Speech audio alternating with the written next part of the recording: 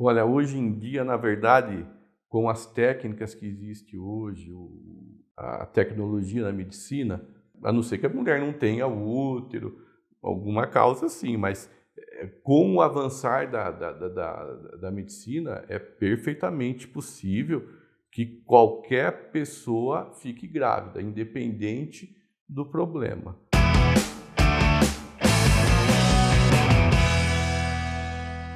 Mulheres com muitos filhos, muitos. Lembram das famílias de antigamente como eram enormes? Pois é, mas hoje em dia a realidade é outra. Para outras gerações parecia tudo tão fácil. Por que hoje tantos casais não conseguem ou têm dificuldade para engravidar? São muitas as dúvidas ligadas à reprodução humana. E para esclarecer algumas delas, vim conversar com alguém que foi fundamental na minha história e vai poder levar esperança para quem busca a realização do mesmo sonho que eu tinha, o sonho de ser mãe. Dr. Luiz Alfredo Teixeira, é uma emoção, uma gratidão que eu tenho pelo senhor que não cabe nesses 10 minutos de conversa que a gente vai ter. Na verdade, o senhor fez parte da minha vida, assim como fez parte da vida de muitas mulheres e principalmente mães aqui na cidade de Jaú e em toda a região. Como o senhor recebe esse carinho e essa gratidão das mães e mulheres por você? Olha, eu fico muito contente e é o que dá força para a gente prosseguir, né? Porque a vida de obstetra não é fácil, é fim de semana, sem ir para casa, é acordar fora de hora, é ir de madrugada, né?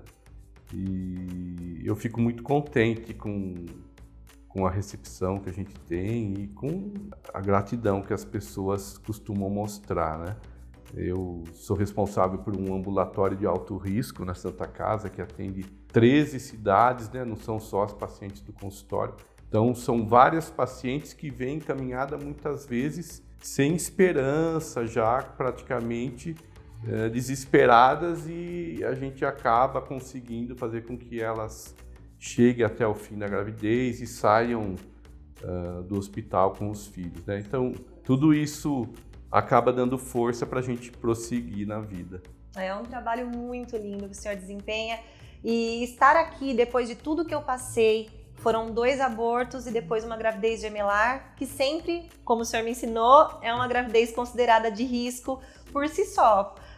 Normalmente a mulher foi feita para ter um filho de cada vez, né? Toda gravidez gemelar é um risco maior, na verdade, de uma prematuridade. As gemelares, que são 2 placentas, ainda não têm alguns outros tipos de risco, mas aqueles gemelares de uma placenta só, além do risco dos partos prematuros, tem outros riscos, como uma síndrome que existe, chama transfundido, transfusor, às vezes um feto cresce demais, o outro não cresce. Então é uma gravidez um pouco mais chata, mas a gente costuma acabar levando tudo até o fim. Não, deu tudo muito certo. Como eu já contei num outro vídeo para vocês, as minhas gêmeas nasceram de 36 semanas, né?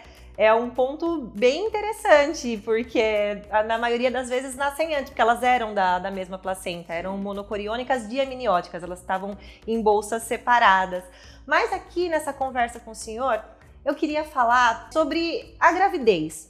Quando eu perdi pela segunda vez, eu lembro muito bem, nesse mesmo lugar que eu estou, desesperada, já muito sem esperança, porque era a segunda vez que acontecia, mas o senhor não desistiu de mim e disse que estava me preparando para ser mãe, para eu ter paciência. Como funciona essa preparação? Porque antigamente era tudo muito natural, pelo menos como parecia.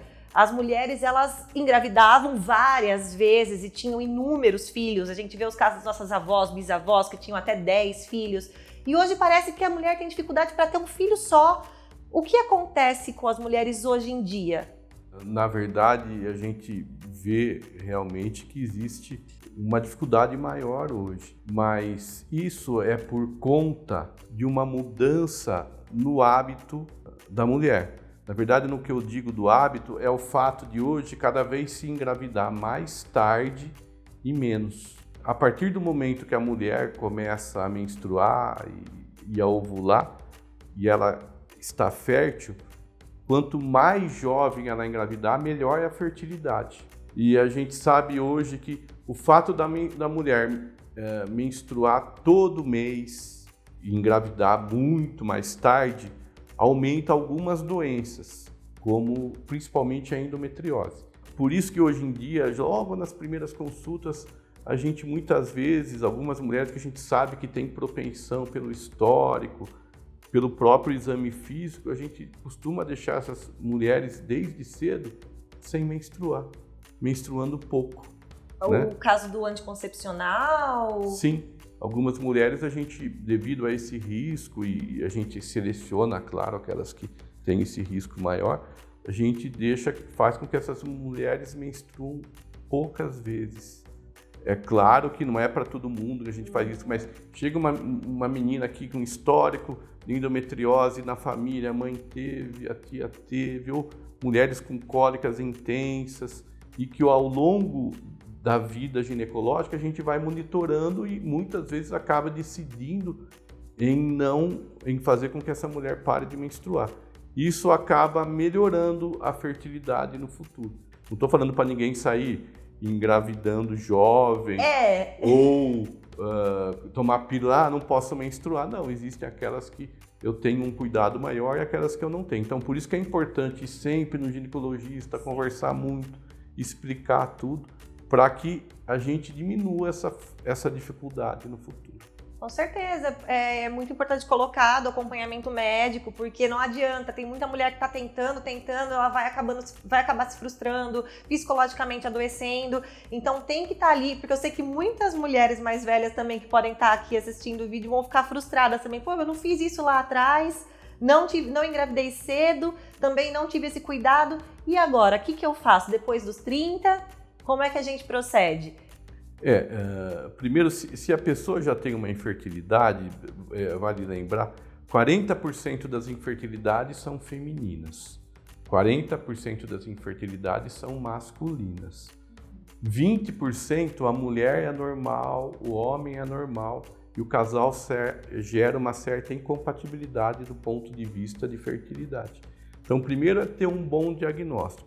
Segundo, se tiver tudo perfeito, não tiver problema nenhum, a mulher ela pode engravidar com 30 anos, 35 anos, 39 anos, né? Desde que ela tenha tido sempre uma boa saúde ginecológica, ido no médico com rotina, ela não vai ter problemas. É claro, e vale dizer que a fertilidade costuma cair com a idade. Então, se começa a diminuir de maneira um pouquinho mais importante a partir dos 35 e diminui muito mais a partir dos 40. Então, a mulher mesmo ovulando, o óvulo por já ter uma certa idade, na hora dele se implantar, ele tem uma dificuldade maior de implantação. Então, com a idade, a fertilidade cai. Então, a partir dos 35 anos, a fertilidade cai um pouco e isso começa a ficar mais evidente a partir dos 40 anos. É verdade que quando a mulher relaxa um pouco, sai daquela pira de que precisa engravidar porque está acabando o tempo dela e etc., as coisas fluem melhor? É comum na prática médica, nós vemos casais que têm dificuldade em engravidar, saem de férias ou alguma outra razão que distrai um pouco a cabeça e a mulher acaba engravidando. Isso é comum, é uma coisa comum. Já tive vários casais aqui, mulheres até de certa idade, que adotaram por ter dificuldade de engravidar e logo depois ficam grávidas. Do ponto de vista médico, nós não temos explicação para isso, por que isso acontece. Mas na prática do dia a dia, realmente é comum nós vermos isso. É muito comum, já tive vários casos aqui, né, até de mulheres já de certa idade que não vai engravidar mais, acabavam engravidando. Existem algumas vitaminas que acabam diminuindo os riscos das malformações genéticas. Além do ácido fólico, né, que hoje em dia a gente usa muito o metilfolato, a gente sabe que uma associação com vitamina C, vitamina B e vitamina E acabam diminuindo um pouco esse risco. Principalmente os geneticistas costumam passar muito. Apesar de não ter um embasamento científico tão bom, acaba muitas vezes dando certo. O principal, mesmo nos casos de aborto, você precisa procurar as causas. Existem os fatores genéticos, as trombofilias, que são causas importantes de abortos de repetição, né? Então, o grande segredo é você descobrir a razão do aborto.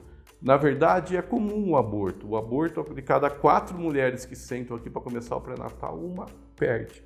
é em torno de 25%. Se a gente for ver a literatura, a literatura médica manda eu fazer uma pesquisa só após um terceiro aborto, né? De tão comum que são os abortos. Muitas vezes a gente acaba, dependendo da idade da paciente, o estado emocional, a maioria das vezes a gente acaba um segundo aborto já fazendo essa pesquisa. Então, resumindo, gente, sempre busque um bom acompanhamento médico, até mesmo para acalmar o coraçãozinho e você saber exatamente quais são os passos que você tem que dar até realizar o seu sonho de ser mãe, porque ele é possível, né, doutor? Eu tô aqui para provar que ele é possível. Olha, hoje em dia, na verdade, com as técnicas que existem hoje, a tecnologia na medicina, a não ser que a mulher não tenha o útero, alguma causa assim, mas com o avançar da medicina, é perfeitamente possível que qualquer pessoa fique grávida, independente do problema. O que é importante, eu não havia dito, é se preparar para uma gravidez, né? Colocar as vacinas em dia, os hábitos alimentares, tabagismo, álcool, tentar nesse período aí pré-concepcional evitar, e tá com o seu exame ginecológico em ordem. Procure um obstetra. Tudo isso vai diminuir os riscos de perda e os riscos de algum problema durante a gravidez. É isso aí. Mamães, futuras mamães, mulheres, recebam aqui o nosso abraço e acreditem sempre que tudo é possível. Basta acreditar e ter ao lado bons profissionais também para te orientar. Gostou do nosso conteúdo? Então dá um like, compartilha e ajude o Mais Que Mãe a ajudar, acolher e empoderar ainda mais mulheres. Vale a pena acreditar que é possível. Descubra-se!